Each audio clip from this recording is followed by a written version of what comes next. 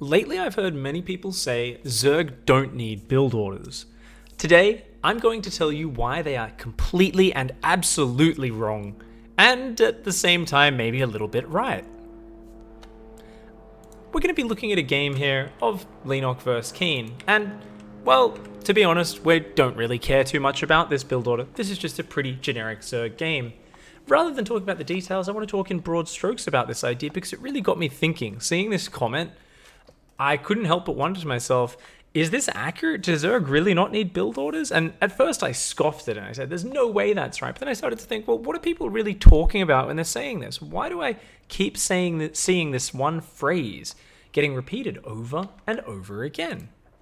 I was thinking about how Terran and to a lesser extent Protoss, having a tight build order that covers 95% of the different things that can happen in a game, relies mostly on positional adjustments and good execution, as well as the occasional major reaction if they spot an all-in or something like that. Doing those things can usually get you up to a very decent league. I say decent league, hell, it can get you to Grandmaster if you're executing well enough. However, with Zerg, you do always need to be a lot more flexible. You'll constantly be faced with a choice between building drones or building army units, because all of your production comes from that one place, that lava. So you'll be constantly, facing that decision. Do I build drones? Do I build army? Do I commit everything to aggression right now? Or do I commit everything to economy? Or do I do a little bit of both? The entire goal of Zerg is often summarized as always try to put off building army units until the last possible moment so that you have a strong economy.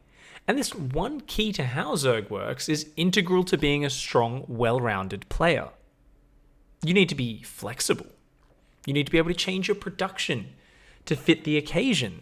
You need to always be ready to change your plan at a moment's notice. When you play Zerg, you really have to think of yourself as an almost parasitic organism that relies on your opponent to make a move in order to give you a certain direction that you will react with. In the most basic sense of this, it comes with the whole idea of leaving a Zergling outside your opponent's base, spotting when your opponent moves out with a force, and then building an appropriate number of units to deflect that. You see your opponent coming, you build units, that cuts a few drones out, and that is your response. That is how you react. You're very much this kind of reflexive organism that very much does rely on how your opponent's playing for you to choose that direction. Lately, I've heard many people spouting this phrase, Zerg don't need build orders, and I guess what I really think people are trying to touch on is this very flexible and reactive nature of Zerg due to the lava mechanic. However, since Zerg has to be so flexible, I think build orders still exist, but in a different form. For Zerg, a build won't be as strictly outlined in terms of supply or game timer, though those can still be used as benchmarks. Instead, Zerg builds have a set of strong rules that force the player to reach their goal. For instance, in a Terran build order, you might have all of your supply depots written down right up to 45 or 50 supply, an exact time for when to drop your factory and starport. And as Zerg, on the other hand, you usually aren't quite as definite. You'll have a rule like, stay on just 2 gases, up until you saturate all 3 mineral lines in Protoss vs Zerg. That's a very common rule we see a lot of players follow, especially pro gamers.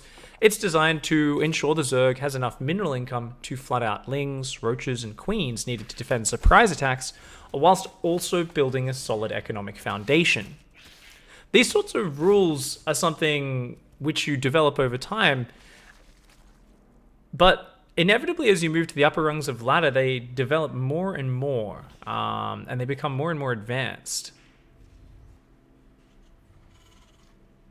In fact, these sort of rules become more important mostly because of that flexible nature of Zerg. Because Zergs find themselves in this constantly changing and adjustable position, it's the only way they can ensure they meet consistent situations in the game where their execution and understanding improve through experience.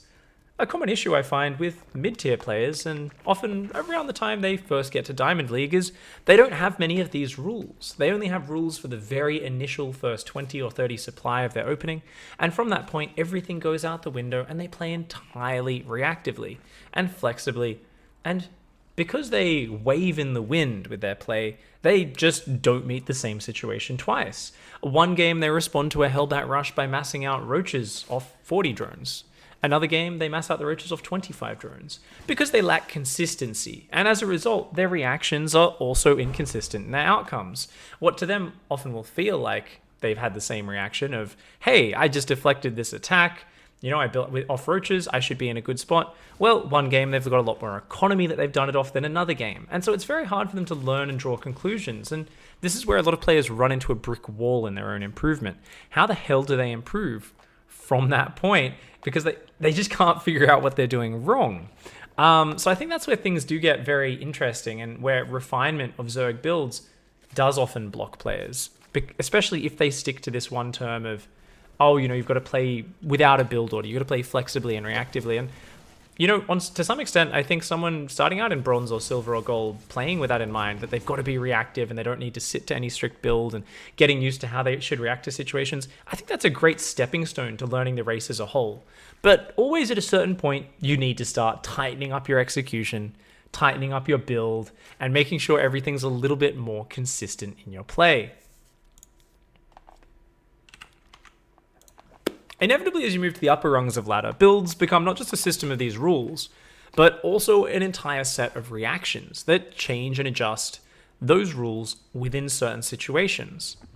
For instance, against a fast Protoss 2-base all-in, where they come with Immortals and Sentries, it's very important to have a lot of Ravagers. This is a situation we were encountering a lot in the early days of Legacy of the Void. A lot of players were bringing in their old Heart of the Swarm style Immortal Sentry attacks, sometimes with Charge added in there, as that did get a boost in Legacy. But the Zerg players were often caught off guard. They were trying to figure out how to build a big economy in Legacy of the Void still, and they didn't have these set rules, or some of them had figured out the rule of let's really focus on minerals, not on gas, but they couldn't afford enough Ravagers to defend these pushes. These days, a lot of the players will say, when I scout a Protoss who doesn't have a third base, or if I scout no gases on his natural, if there's something which tips me off to thinking a big 2-base attack is coming, you know what? I'll drop a fast third gas to help squeeze out a few more Ravagers, and that's going to help me defend that push. You'll look at a pro gamer, and they'll have dozens of these reactions built into any one of their builds. And this does to some extent go for Terran and Protoss as well, but especially for Zerg players, because they are so flexible, they need to have so many of these adjustments. A realization I had when I was first learning Zerg was that knowing to adjust these rules based on the situation was what really allowed me to take my play to the next level. Before that, I'd have a good build order and it would work sometimes and it wouldn't work other times, and I realized I just wasn't reacting enough to every game on its own. It was the original build order, though, that gave me that solid basis, which gave me consistent situations where sometimes it was working, sometimes it wasn't. So I very quickly was able to take those lessons, apply that, and I began to learn much quicker. I learned these complex reactions, adaptations, and adjustments, and very quickly things started to click together. Another great example of this sort of complex reaction, one which I like to talk about quite a lot because a lot of players make this mistake, is against Stargate play. It's similar against Banshees, Mutalisks, but I think Phoenix is the best example, even though it's a similar scenario in all three. A lot of Zergs struggle with Phoenix harassment. It's this hypermobile unit that runs into their base and starts killing workers and queens. I know I always struggle with it when it comes back into the meta for a while because I haven't played against it for a while, and it requires such a drastic deviation from my normal play. The reason is because those Phoenix are always going to kill Overlords, right? They're so fast. They're always going to kill Overlords. They're always going to kill drones. They're always going to force Spore Crawlers. The mineral cost of it all adds up so much that if I try to get my lair, my upgrades, my army units all at the normal time, my mineral income's in the dumps because I'm taking all of that while losing drones to harassment. I'm losing drones that are going into the Spore Crawlers, not to mention the cost of the Spore Crawler, which is more minerals not going into workers. And I just kind of end up in this situation where I'm hamstrung from the very beginning of the game and I can't keep up with the Protoss. So I need to remind myself whenever I'm playing Phoenix, delay my gas geysers, delay my tech, and skimp on those units on the ground. Make this adjustment and really totally shift gears to play against this very different style from the Protoss player. These sort of adjustments are really cool and fascinating. They're one of the things which I find the most beautiful in StarCraft. I absolutely love the feeling of recognizing a very specific, very niche style from an opponent and immediately knowing what the response has to be and totally shifting the gears of my build so that I can counter it. It just feels so damn good when you pull it off. So to summarize, guys, as we are coming towards the tail end of this game, I do think Zerg builds are incredibly important, but they are a little bit different. I think when you're first starting out, thinking of Zerg as a very flexible reactive race, and just starting out with a strong opening is completely fine. You don't really need to be super refined after your opening. Get used to building units in reaction to armies and doing things that kind of instinctively and intuitively make sense to you. But around that higher end of Platinum, lower end of Diamond, or for some players the higher end of Diamond, you hit a barrier where you need to learn more. You need to hit more consistency. You need a little bit more refinement in your play. This is the point where you really want to think about refining your builds beyond just an opening. You want to have more consistency. You want to know exactly what triggers your evolution chambers going down. You want to know exactly when you want to be taking your gases. All of these sort of things are exceptionally important. Memorizing triggers or timings for all of your structures is always going to be great. And then steadily, once you get used to those high levels of refinement, learning your reactions, learning those beautiful adjustments through that consistency, start to really figure out when you need to shift gears, how you need to change it up, and how to adapt to every single situation with that beautiful grace and killer instinct that defines the swarm that we love so much. So guys, thank you so much for listening to my thoughts today. This was a really cool match, by the way. If you're wondering what match we've been watching this whole time, this was between Lenok and Keen in the Base Trade StarCraft League, formerly known as Making Korea Great Again, a great tournament run by Rifkin and Zombie Grub, and I know, I believe Olivia Oli Moly is always adminning it as well. A lot of cool people over there running these tournaments, and you can get replays yourself if you do subscribe over to their stream. So that's how I got these replays. Hopefully they don't mind me sharing them with you guys a little bit. It's been good talking about this. Do remember as well, guys, send in your replays to me for this week's ICYFAR challenge, because I'm going to be at Katowice as this video goes live. You can always, you're going to have about a week and a half to actually send those in. The challenge is: a gentleman never attacks without warning. You must dance a unit in enemy vision before every single attack. The info is in the YouTube description about where to send that, and that should work out well. So guys, thank you so much for hanging out and watching today's show. Hopefully you enjoyed it. I really wanted to just talk about this topic a little bit, so hopefully you gleaned some information from that. Don't forget to hug a cactus, lick a watermelon, and of course, punch a walrus to the moon. I'll see you guys next time. Goodbye and good night.